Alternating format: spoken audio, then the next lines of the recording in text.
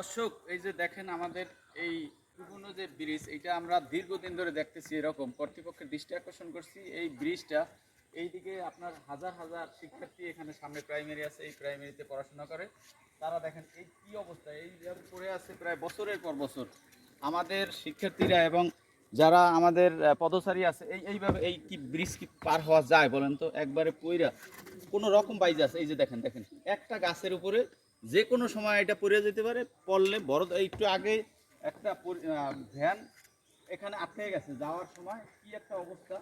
তো কর্তৃপক্ষের সুদৃষ্টি কামনা করছি যাতে করে খুব তাড়াতাড়ি এই জায়গাটাকে এবং ঊর্ধ্বতন কর্তৃপক্ষের মাধ্যমে এইটা মেরামত করে দেওয়া হয়। তা না হলে যে কোনো ধরনের বড় দুর্ঘটনা ঘটে যেতে পারে। আমরা তো এমনও দেখেছি যে বড় বড় কোটি কোটি টাকার ব্রিজ হয়ে আছে, রাস্তা নাই। আর দেখেন এখানে হাজার হাজার মানুষ পারাপার হয়, কিন্তু এখানে একটা ব্রিজ নাই।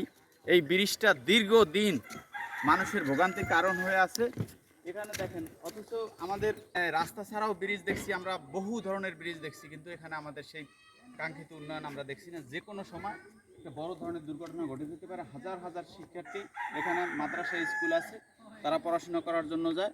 তো আমরা এই দর্শক আপনাদের অনুরোধ, মানে আপনারা ভিডিওটা প্রচুর পরিমাণ শেয়ার করে দেবেন যাতে এই ভিডিওটা ভাইরাল হয় এবং কর্তৃপক্ষের দৃষ্টি আকর্ষণ হয় এবং দ্রুত মেরামত করার ব্যবস্থা করতে পারেন। আপনাদের বিনীত অনুরোধ করছি ভিডিওটা অবশ্যই শেয়ার করে দেবেন যাতে এই জায়গাটা ভাইরাল হয়ে এটা ব্রিজে পরিণত হতে পারে।